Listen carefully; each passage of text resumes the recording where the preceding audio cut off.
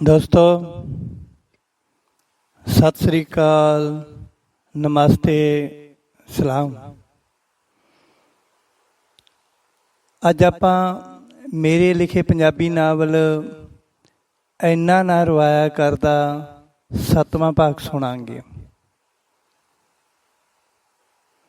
ਪਿਛਲੇ ਭਾਗ ਵਿੱਚ ਸੁਣਿਆ ਕਿ ਲਾਲੀ ਨੇ ਆਪਣੇ ਮਾਪਿਆਂ ਦੀ ਸਹਿਮਤੀ ਨਾਲ ਡੱਬਵਾਲੀ ਦੇ ਗੁਰੂ ਨਾਨਕ ਕਾਲਜ ਵਿੱਚ ਐਡਮਿਸ਼ਨ ਲੈਣਾ ਮੰਨ ਲਿਆ, ਵਿਚਾਰ ਬਣਾ ਲਿਆ। ਸੋ ਇਸ ਤੋਂ ਅੱਗੇ ਸੁਣਦੇ ਹਾਂ ਆਪਾਂ। ਸੁੱਖ ਨਾਲ ਲਾਲੀ ਹੁਣ 19-20 ਸਾਲ ਦੀ ਹੋ ਗਈ ਸੀ। ਉਹ ਭਰਪੂਰ ਜਵਾਨ ਹੋ ਗਈ ਸੀ ਅਤੇ ਉਸ ਦੀਆਂ ਉਮੰਗਾਂ ਕਰਵਟਾਂ ਲੈਣ ਲੱਗ ਗਈਆਂ ਸਨ। ਉਸ ਦਾ ਜੋਬਨ ਠਾਠਾਂ ਮਾਰਨ ਲੱਗ ਪਿਆ ਸੀ ਅਤੇ ਉਹ ਕਿੰਨੀ ਦੇਰ ਸ਼ੀਸ਼ੇ ਅੱਗੇ ਖੜੀ ਹੋ ਕੇ ਆਪਣੇ ਆਪ ਨੂੰ ਦੇਖਦੀ ਰਹਿੰਦੀ ਸੀ। ਜਦੋਂ ਲਾਲੀ ਆਪਣੇ ਆਪ ਨੂੰ ਸ਼ੀਸ਼ੇ ਵਿੱਚੋਂ ਦੀ ਦੇਖਦੀ ਸੀ ਤਾਂ ਉਸ ਦੀਆਂ ਸੋਹਣੀਆਂ ਅਤੇ ਮੋਟੀਆਂ ਅੱਖਾਂ ਖੁਦ ਲਾਲੀ ਨੂੰ ਹੀ ਕਤਲ ਕਰ ਜਾਂਦੀਆਂ ਸਨ ਅਤੇ ਉਸ ਦੀ ਰੂਹ ਮਨਿੰਦਰ ਵਿੱਚ ਗੁਆਚ ਜਾਂਦੀ ਸੀ। ਉਸਦੇ ਨਰਗਸੀ ਫੁੱਲਾਂ ਦੀਆਂ ਪੱਤੀਆਂ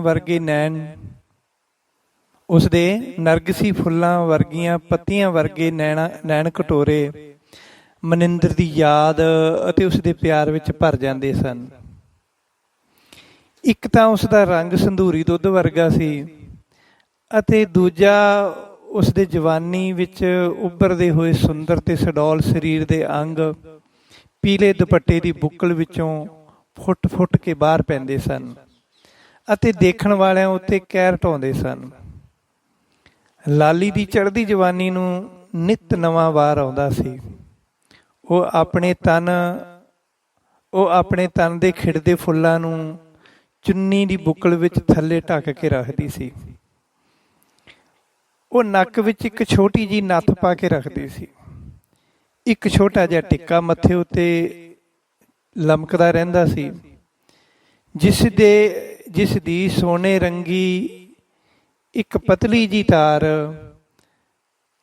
ਉਸਦੇ ਵਾਲਾਂ ਵਿੱਚ ਅਟਕੀ ਹੋਈ ਸੀ। ਉਸਦੇ ਗਲੇ ਨਾਲ ਚਿਪਕੀ ਹੋਈ ਤੇ ਪਿੱਪਲ ਪੱਤੀਆਂ ਨਾਲ ਗੁੰਦੀ ਹੋਈ ਸੋਨੇ ਦੀ ਇੱਕ ਗਾਨੀ ਜੋ ਉਸਦੇ ਹਰ ਸਾਹ ਨਾਲ ਉਸਦੇ ਗੋਰੇ ਰੰਗ ਨਾਲ ਰਗੜ ਖਾ ਕੇ ਕਰਵਟਾਂ ਲੈਂਦੀ ਰਹਿੰਦੀ ਸੀ ਅਤੇ ਉਸ ਦੀ ਜਵਾਨੀ ਦੇ ਹੁਸਨ ਦਾ ਆਨੰਦ ਲੈਂਦੀ ਹੋਈ ਖੁਸ਼ੀਆਂ ਵਿੱਚ ਚਮਕਦੀ ਰਹਿੰਦੀ ਸੀ।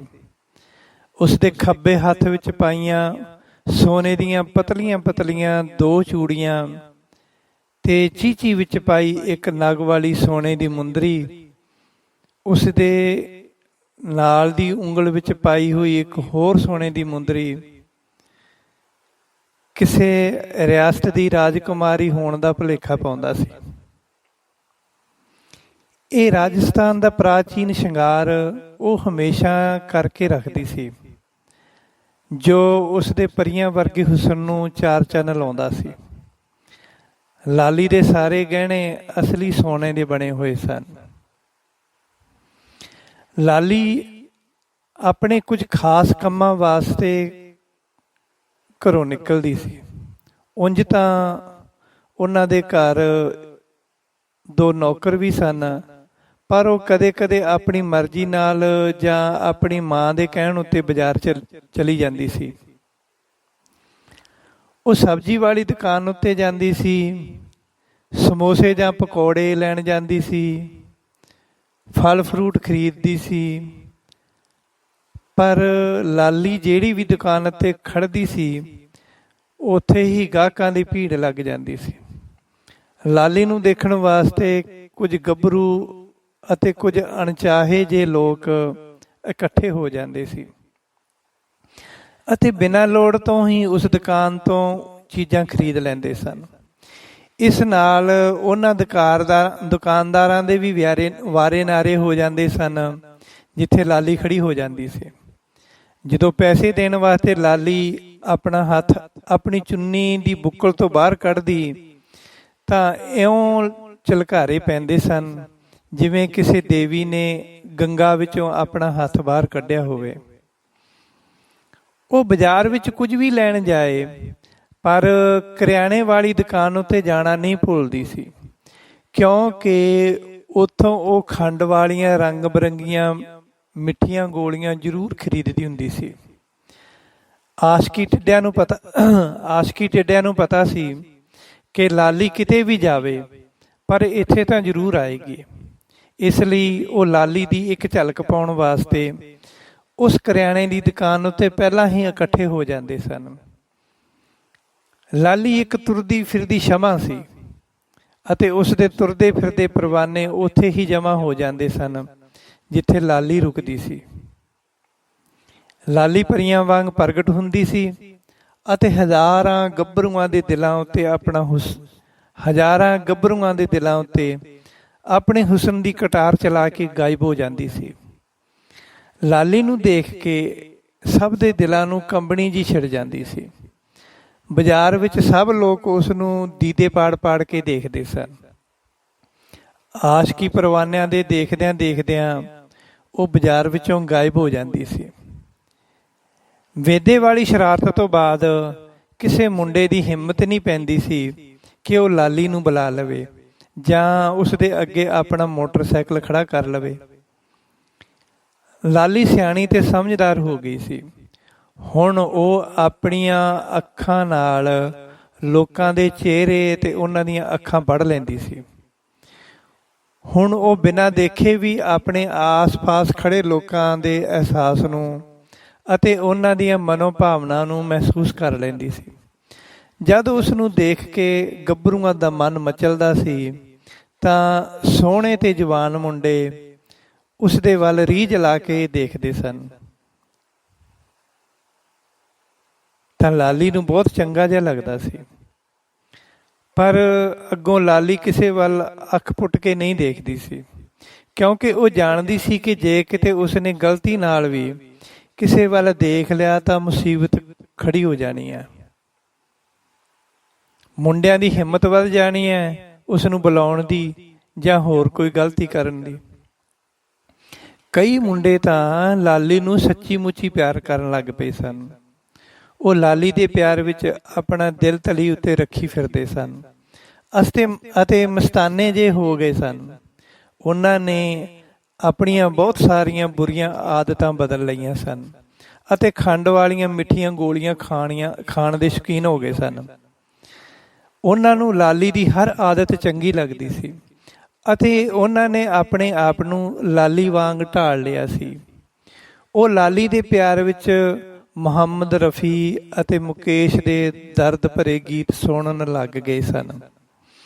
ਪਰ ਇੱਧਰ ਲਾਲੀ ਨੇ ਤਾਂ ਆਪਣਾ ਸਭ ਕੁਝ ਮਨਿੰਦਰ ਵਾਸਤੇ ਸੰਭਾਲ ਕੇ ਰੱਖਿਆ ਹੋਇਆ ਸੀ। ਉਸਦੇ ਸਾਹ ਮਨਿੰਦਰ ਵਾਸਤੇ ਹੀ ਚੱਲਦੇ ਸਨ।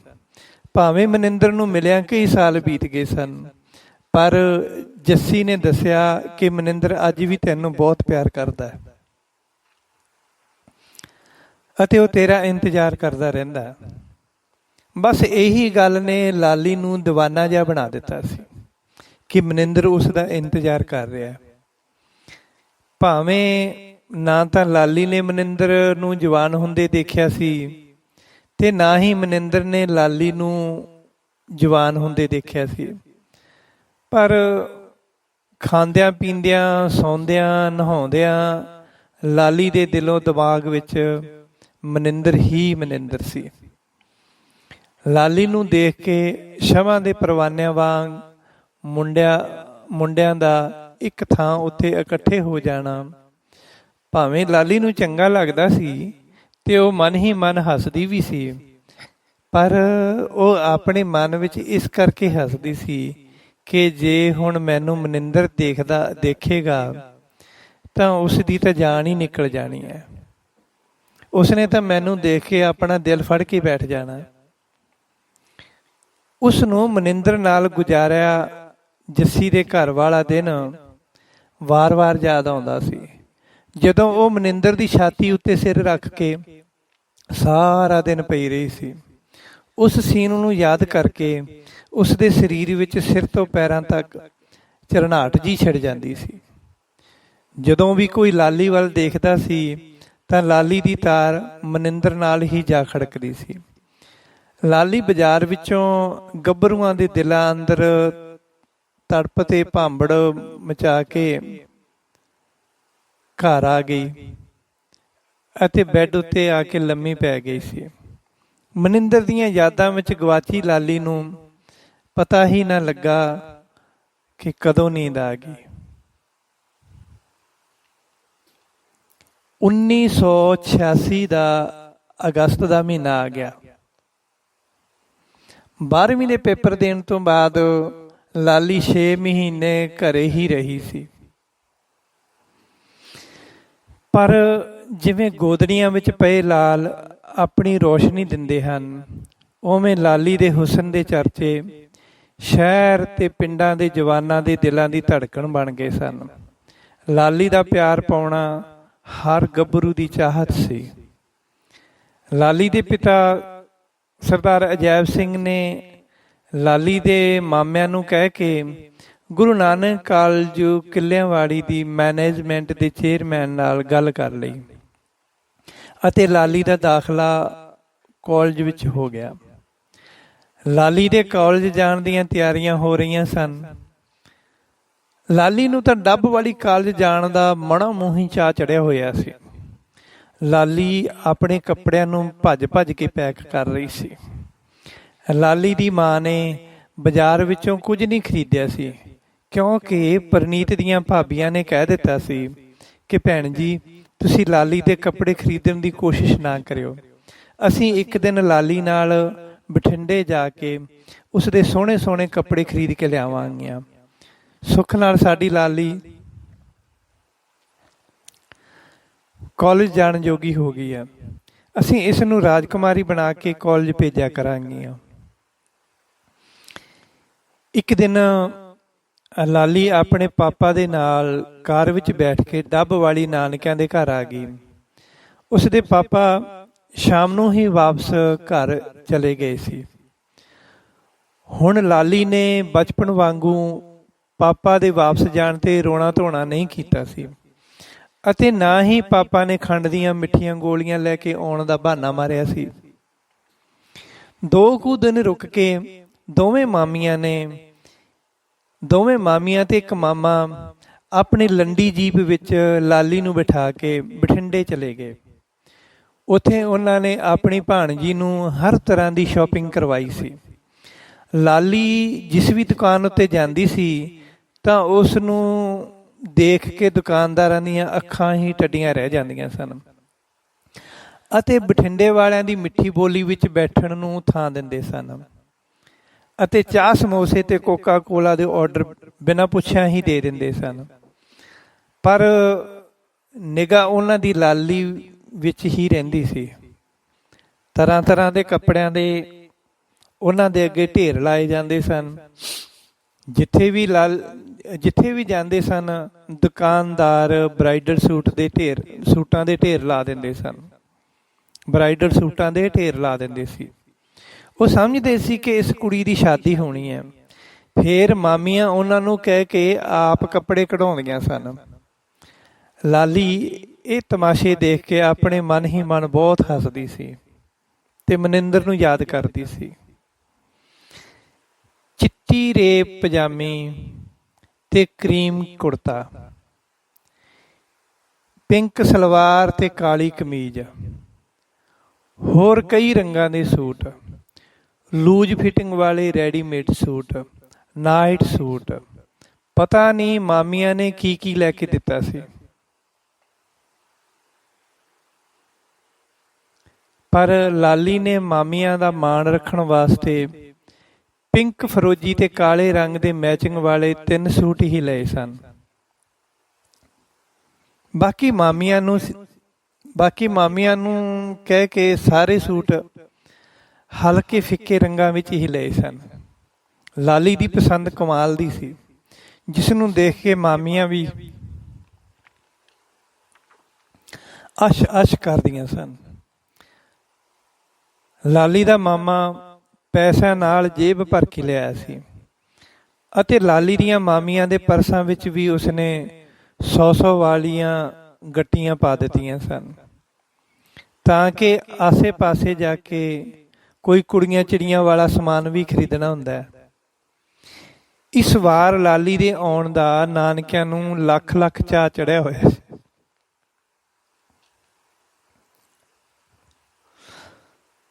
ਉਹਨਾਂ ਦੀ ਇੱਕੋ ਇੱਕ ਭਾਣਜੀ ਜਵਾਨ ਹੋਣ ਤੋਂ ਬਾਅਦ ਪਹਿਲੀ ਵਾਰ ਨਾਨਕਿਆਂ ਦੇ ਘਰ ਆਈ ਸੀ। ਉਂਝ ਆਉਂਦੀ ਤਾਂ ਪਹਿਲਾਂ ਵੀ ਸੀ, ਪਰ ਮਸਾਂ 1 ਘੰਟਾ ਹੀ ਰੁਕਦੀ ਸੀ ਅਤੇ ਆਪਣੇ ਪਾਪਾ ਨਾਲ ਹੀ ਵਾਪਸ ਚਲੀ ਜਾਂਦੀ ਸੀ। ਹੁਣ ਤਾਂ ਉਹਨਾਂ ਦੀ ਪਰੀਆਂ ਵਰਗੀ ਭਾਣਜੀ ਨੇ ਉਹਨਾਂ ਦੇ ਕੋਲ ਹੀ ਰਹਿਣਾ ਸੀ। ਪਹਿਲਾਂ ਤਾਂ ਨਿੱਕੀ ਹੁੰਦੀ ਤੇ ਕੱਪੜੇ ਗਿੱਠਾਂ ਨਾਲ ਮਿਣ ਕੇ ਉਸਦੇ ਮਾਮੇ ਆਪੇ ਹੀ ਲੈ ਆਉਂਦੇ ਸੀ, ਪਰ ਅੱਜ ਉਹਨਾਂ ਦੀ ਭਾਣਜੀ ਆਪਣੇ ਕੱਪੜੇ ਆਪਣੀ ਪਸੰਦ ਨਾਲ ਖਰੀਦ ਰਹੀ ਸੀ। ਇਹ ਦੇਖ ਕੇ ਉਹਨਾਂ ਨੂੰ ਬਹੁਤ ਖੁਸ਼ੀ ਹੁੰਦੀ ਸੀ। ਜਿਹੜੇ ਚਾਅ ਉਹ ਆਪਣੀ ਭੈਣ ਦੇ ਜਵਾਨ ਹੋਣ ਵੇਲੇ ਪੂਰੇ ਨਹੀਂ ਕਰ ਸਕੇ, ਅੱਜ ਉਹ ਆਪਣੀ ਭਾਣਜੀ ਦੇ ਜਵਾਨ ਹੋਣ ਉੱਤੇ ਪੂਰੇ ਕਰਨ ਲੱਗੇ ਸਨ। ਲਾਲੀ ਦੇ ਡੱਬ ਵਾਲੀ ਆਉਣ ਤੋਂ ਪਹਿਲਾਂ ਹੀ ਜੱਸੀ ਨੇ ਆਪਣੀਆਂ ਸਹੇਲੀਆਂ ਨੂੰ ਦੱਸ ਦਿੱਤਾ ਸੀ ਕਿ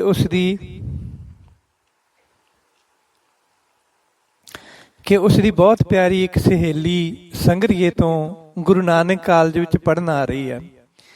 ਤੁਸੀਂ ਉਸਦਾ ਖਿਆਲ ਰੱਖਣਾ ਤੇ ਹਰ ਵੇਲੇ ਉਸਦੇ ਨਾਲ ਰਹਿਣਾ ਤਾਂ ਕਿ ਉਸਦਾ ਦਿਲ ਲੱਗਿਆ ਰਹੇ। ਵੈਸੇ ਉਹ ਕਦੇ ਵੀ ਇਕੱਲਾਪਣ ਮਹਿਸੂਸ ਨਹੀਂ ਕਰਦੀ ਅਤੇ ਨਾ ਹੀ ਉਸਨੂੰ ਜ਼ਿਆਦਾ ਬੋਲਣ ਦੀ ਆਦਤ ਹੈ। ਉਹ ਪਿਛਲੇ ਜ਼ਮਾਨੇ ਦੀ ਕੋਈ ਦੇਵ ਕੰਨਿਆ ਹੈ। ਤੁਸੀਂ ਉਸਨੂੰ ਜ਼ਿਆਦਾ ਪਰੇਸ਼ਾਨ ਨਹੀਂ ਕਰਨਾ। ਉਹ ਜਿੰਨਾ ਵੀ ਬੋਲੇ ਉਸਨੂੰ ਹੀ ਬਹੁਤ ਸਮਝ ਲੈਣਾ। ਤੁਸੀਂ ਉਸਦੇ ਕੋਲ ਸਿਆਣੀਆਂ ਤੇ ਬੀਬਾ ਭੈਣਾਂ ਬਣ ਕੇ ਰਹਿਣਾ। ਉਸ ਕੋਲ ਰਹਿ ਕੇ ਤੁਹਾਨੂੰ ਬਹੁਤ ਸ਼ਾਂਤੀ ਮਿਲੇਗੀ ਤੇ ਬਹੁਤ ਕੁਝ ਸਿੱਖਣ ਨੂੰ ਮਿਲੇਗਾ। ਤੁਸੀਂ ਉਸਦੇ ਨਾਲ ਪਰਛਾਵੇਂ ਵਾਂਗ ਰਹਿਣਾ। ਮੇਰੀ ਇਹ ਖਾਸ ਨਸੀਹਤ ਹੈ ਤੁਹਾਨੂੰ। ਜੱਸੀ ਦੀਆਂ ਸਹੇਲੀਆਂ ਨੇ ਜੱਸੀ ਦੀ ਗੱਲ ਨੂੰ ਬਹੁਤ ਧਿਆਨ ਨਾਲ ਸੁਣਿਆ ਤੇ ਉਸ ਦੀਆਂ ਕਹੀਆਂ ਹੋਈਆਂ ਗੱਲਾਂ ਉੱਤੇ ਅਮਲ ਕਰਨ ਦੀ ਪੂਰੀ ਤਸੱਲੀ ਦਿੱਤੀ, ਕਿਉਂਕਿ ਜੱਸੀ ਆਪ ਵੀ ਬਹੁਤ ਸਿਆਣੀ ਸੀ ਅਤੇ ਚੰਗੇ ਪਰਿਵਾਰ ਨਾਲ ਸੰਬੰਧ ਰੱਖਦੀ ਸੀ। ਉਸ ਦੀਆਂ ਸਹੇਲੀਆਂ ਗਿੰਦਰ ਤੇ ਪ੍ਰੀਤੀ ਵੀ ਬਹੁਤ ਸਮਝਦਾਰ ਸਨ ਤੇ ਚੰਗੇ ਗੁਰਸਿੱਖ ਪਰਿਵਾਰਾਂ ਨਾਲ ਸੰਬੰਧ ਰੱਖਦੀਆਂ ਸਨ। ਗਿੰਦਰ ਦੇ ਪਿਤਾ ਸਰਦਾਰ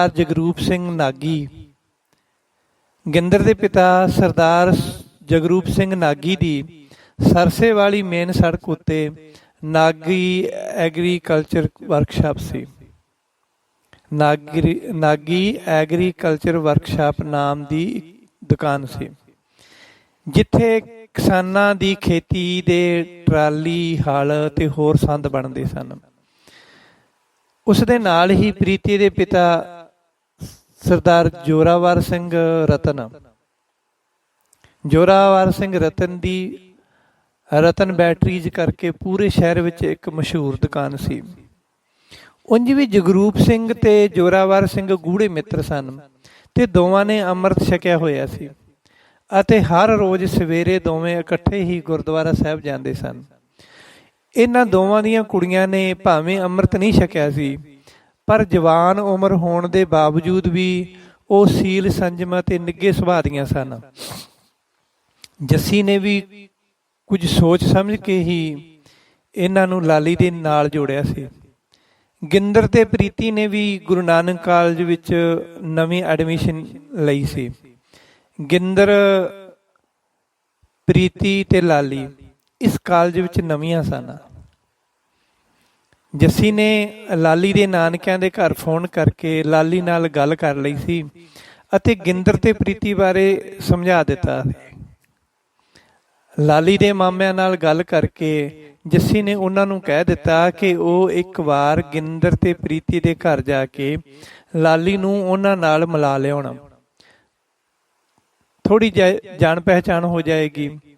ਲਾਲੀ ਦੇ ਮਾਮੇ ਤਾਂ ਪਹਿਲਾਂ ਹੀ ਚਾਹੁੰਦੇ ਸਨ ਕਿ ਲਾਲੀ ਦੀਆਂ ਸਹੇਲੀਆਂ ਕੋਈ ਚੰਗੀਆਂ ਕੁੜੀਆਂ ਬਣ ਜਾਣ। ਜਦੋਂ ਉਹਨਾਂ ਨੇ ਸੁਣਿਆ ਕਿ ਜਗਰੂਪ ਤੇ ਜੋਰੇ ਦੀਆਂ ਕੁੜੀਆਂ ਲਾਲੀ ਦੇ ਨਾਲ ਕਾਲਜ ਵਿੱਚ ਪੜ੍ਹਨ ਲੱਗੀਆਂ ਹਨ ਤਾਂ ਉਹਨਾਂ ਦਾ ਫਿਕਰ ਹੀ ਮੁੱਕ ਗਿਆ। ਉਹ ਉਸੇ ਵੇਲੇ ਲਾਲੀ ਨੂੰ ਜੀਪ ਵਿੱਚ ਬਿਠਾ ਕੇ ਜਗਰੂਪ ਦੀ ਦੁਕਾਨ ਉੱਤੇ ਪਹੁੰਚ ਗਏ ਤੇ ਉੱਥੋਂ ਉਹਨਾਂ ਦੇ ਘਰ ਚਲੇ ਗਏ। ਲਾਲੀ ਨੇ ਗਿੰਦਰ ਨੂੰ ਮਿਲ ਕੇ ਘੁੱਟ ਕੇ ਜੱਫੀ ਪਾਈ ਤੇ ਇੱਕ ਪਾਸੇ ਕਮਰੇ ਵਿੱਚ ਜਾ ਬੈਠੀਆਂ। ਗਿੰਦਰ ਨੇ ਲਾਲੀ ਨੂੰ ਦੱਸਿਆ ਕਿ ਜੱਸੀ ਨੇ ਸੱਚ ਹੀ ਆਖਿਆ ਸੀ ਕਿ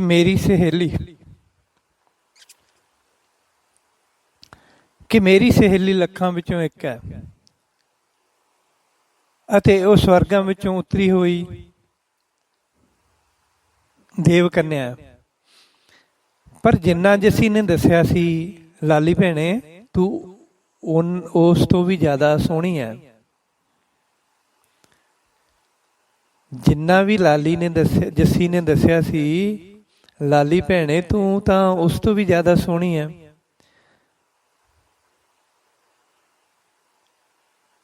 ਉੱਥੇ ਲਾਲੀ ਜ਼ਿਆਦਾ ਦੇਰ ਨਹੀਂ ਬੈਠੀ ਸੀ, ਬਸ ਪਾਣੀ ਪੀ ਕੇ ਉਹ ਪ੍ਰੀਤੀ ਦੇ ਘਰ ਚਲੀਆਂ ਗਈਆਂ ਸਨ, ਲਾਲੀ ਤੇ ਗਿੰਦਰ।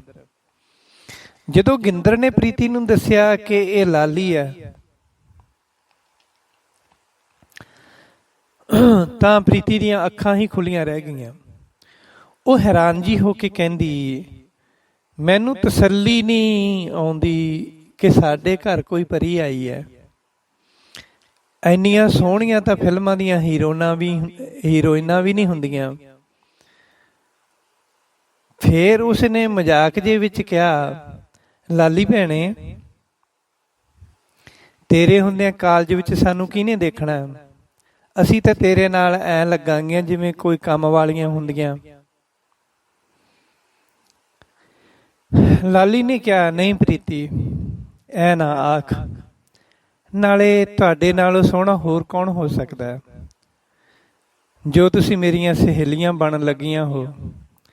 ਨਾਲੇ ਅੱਗੇ ਤੋਂ ਇਸ ਤਰ੍ਹਾਂ ਦੀ ਕੋਈ ਗੱਲ ਨਹੀਂ ਕਰਨੀ। ਇਸ ਤਰ੍ਹਾਂ ਬੰਦੇ ਨੂੰ ਹੰਕਾਰ ਹੋ ਜਾਂਦਾ ਹੈ। ਔਰਤ ਉਹੀ ਸੋਹਣੀ ਹੈ ਜੋ ਆਪਣੇ ਪਿਆਰੇ ਨੂੰ ਚੰਗੀ ਤੇ ਪਿਆਰੀ ਲੱਗਦੀ ਹੈ, ਅਤੇ ਆਤਮਾ ਉਹ ਹੀ ਸੋਹਣੀ ਹੈ ਜੋ ਪਿਆਰੇ ਵਾਹਿਗੁਰੂ ਨੂੰ ਚੰਗੀ ਤੇ ਸੋਹਣੀ ਲੱਗਦੀ ਹੈ। ਬਾਕੀ ਤਾਂ ਚਮੜੀ ਚਿੱਟੇ ਰੰਗ ਦੀ ਹੋਵੇ, ਭਾਵੇਂ ਲਾਲ ਰੰਗ ਦੀ ਹੋਵੇ ਜਾਂ ਕਾਲੇ ਰੰਗ ਦੀ ਹੋਵੇ, ਇਸ ਨਾਲ ਕੋਈ ਫਰਕ ਨਹੀਂ ਪੈਂਦਾ।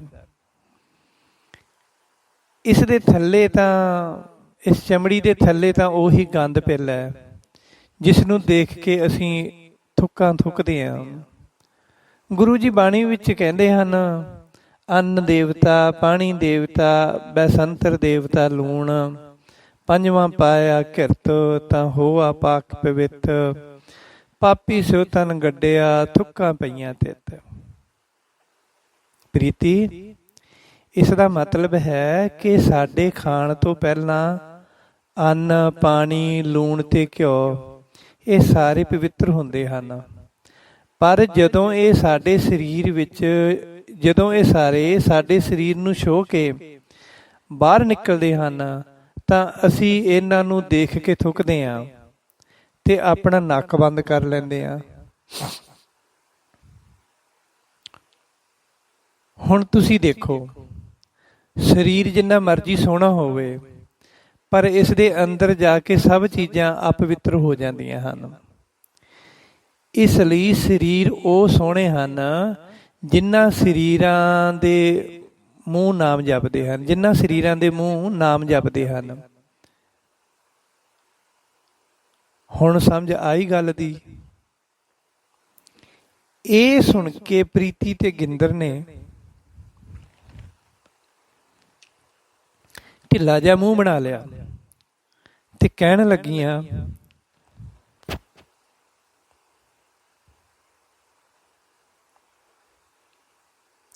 ਦੀਦੀ ਸੌਰੀ,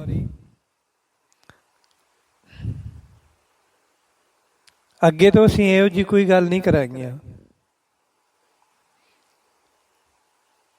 ਸਾਡੇ ਵਾਸਤੇ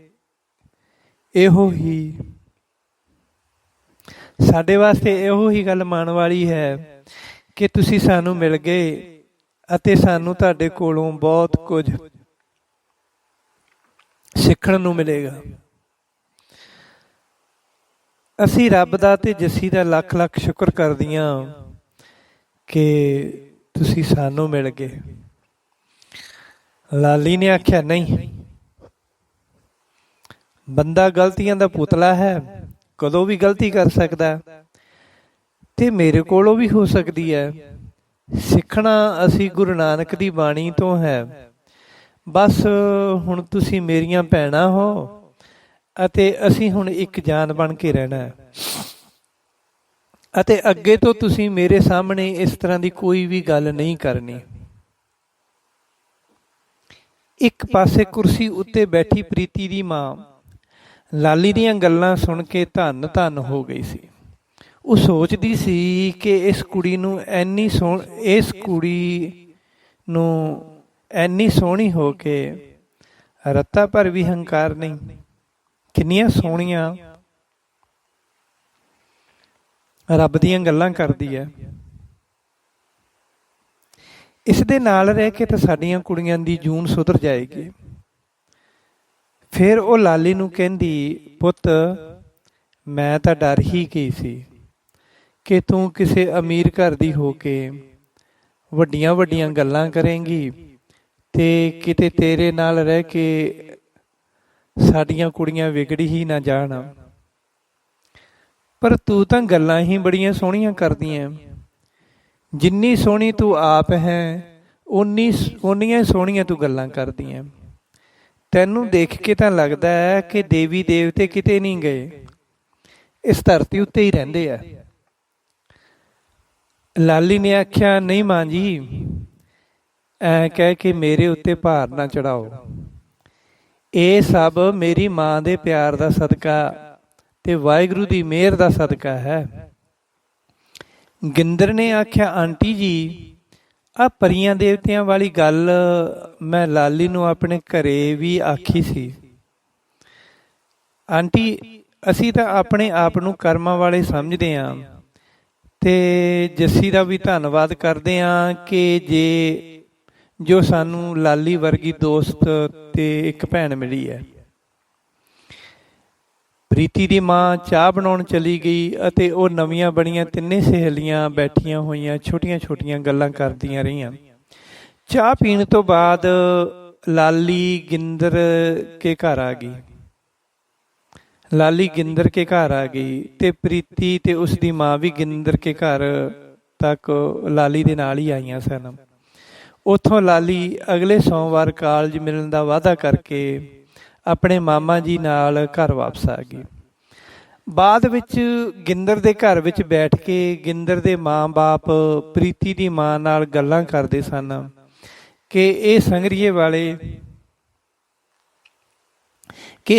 ਵਾਲੇ ਬਾਈ ਅਜੈਬ ਸਿੰਘ ਦੀ ਕੁੜੀ ਹੈ। ਉਹਨਾਂ ਦਾ ਆੜਤ ਦਾ ਬਹੁਤ ਵੱਡਾ ਕਾਰੋਬਾਰ ਹੈ ਤੇ ਕਈ ਸ਼ਹਿਰਾਂ ਵਿੱਚ ਉਹਨਾਂ ਦੀਆਂ ਆੜਤ ਦੀਆਂ ਦੁਕਾਨਾਂ ਹਨ। ਬਹੁਤ ਸਰਦਾ ਪੁੱਜਦਾ ਘਰ ਹੈ ਇਹਨਾਂ ਦਾ। ਪ੍ਰੀਤੀ ਦੀ ਮਾਂ ਕਹਿੰਦੀ, ਭੈਣੇ, ਲਾਲੀ ਤਾਂ ਬਹੁਤ ਸੋਹਣੀਆਂ ਗਿਆਨ ਦੀਆਂ ਗੱਲਾਂ ਕਰਦੀ ਹੈ। ਇਸ ਦੀਆਂ ਗੱਲਾਂ ਸੁਣ ਕੇ ਤਾਂ ਲੱਗਦਾ ਹੀ ਨਹੀਂ ਕਿ ਇਹ ਐਨੇ ਅਮੀਰ ਘਰ ਦੀ ਧੀ ਹੋਣੀ ਹੈ। ਇੱਕ ਸਾਡੀਆਂ ਭੂਤਣੀਆਂ ਹਨ ਕਿ ਚੰਗੀ ਗੱਲ ਦੀ ਇਹਨਾਂ ਦੇ ਕੰਨ ਉੱਤੇ ਜੂੰ ਹੀ ਨਹੀਂ ਸਰਕਦੀ। ਇਹ ਸੁਣ ਕੇ ਗਿੰਦਰ ਤੇ ਪ੍ਰੀਤੀ ਹੱਸ ਪਈਆਂ ਤੇ ਕਹਿਣ ਲੱਗੀਆਂ, ਨਹੀਂ ਮਾਂ, ਹੁਣ ਅਸੀਂ ਲਾਲੀ ਦੀਦੀ ਨਾਲ ਵਾਅਦਾ ਕੀਤਾ, ਹੁਣ ਅਸੀਂ ਤੁਹਾਨੂੰ ਬਦਲ ਕੇ ਵਿਖਾਵਾਂਗੀਆਂ। ਇਹ ਸਾਡਾ ਚੈਲੰਜ ਹੈ। ਇਹ ਸੁਣ ਕੇ ਦੋਵਾਂ ਦੀਆਂ ਮਾਵਾਂ ਖੁਸ਼ ਹੋ ਗਈਆਂ। ਅੱਜ ਪਹਿਲਾ ਦਿਨ ਸੀ ਕਿ ਲਾਲੀ ਇੰਨਾ ਬੋਲੀ ਸੀ। ਨਹੀਂ ਤਾਂ ਉਹ ਬਸ ਆਪਣੇ ਘਰ ਵਿੱਚ ਹੀ ਥੋੜ੍ਹਾ ਬਹੁਤਾ ਬੋਲਦੀ ਸੀ, ਉਹ ਵੀ ਆਪਣੀ ਮਾਂ ਦੇ ਨਾਲ। ਜਦੋਂ ਦੀ ਲਾਲੀ ਜਵਾਨ ਹੋਈ ਸੀ ਤਾਂ ਉਸ ਦੇ ਪਾਪਾ ਨੇ ਉਸ ਨੂੰ ਕਦੇ ਵੀ ਜ਼ਿਆਦਾ ਬੋਲਦੇ ਨਹੀਂ ਸੁਣਿਆ ਸੀ। ਬਸ ਹਾਂ ਹੂੰ ਹੀ ਹੁੰਦੀ ਸੀ। ਇਸ ਦਾ ਮਤਲਬ ਇਹ ਨਹੀਂ ਸੀ ਕਿ ਉਹ ਆਪਣੇ ਪਾਪਾ ਨਾਲ ਨਾਰਾਜ਼ ਸੀ ਜਾਂ ਉਸ ਦੇ ਪਾਪਾ ਉਸ ਨਾਲ ਨਾਰਾਜ਼ ਸਨ। ਬਸ ਉਂਝ ਹੀ ਲਾਲੀ ਨੂੰ ਆਪਣੇ ਪਾਪਾ ਤੋਂ ਸੰਗ ਲੱਗਣ ਲੱਗ ਗਈ ਸੀ। ਨਿੱਕੀ ਹੁੰਦੀ ਤਾਂ ਲਾਲੀ ਆਪਣੇ ਪਾਪਾ ਨਾਲ ਹੀ ਖੇਡਦੀ ਸੀ ਤੇ ਰਾਤ ਨੂੰ ਆਪਣੇ ਪਾਪਾ ਦੀ ਛਾਤੀ ਉੱਤੇ ਹੀ ਸੌਂਦੀ ਸੀ। ਸੋ ਦੋਸਤੋ, ਇਹ ਸੀ ਮੇਰੇ ਲਿਖੇ ਨਾਵਲ ਇਹਨਾਂ ਨਾ ਰਵਾਇਆ ਕਰਦਾ 7ਵਾਂ ਭਾਗ। ਹੁਣ ਆਪਾਂ ਅਗਲੇ 8ਵੇਂ ਭਾਗ ਵਿੱਚ ਮਿਲਾਂਗੇ।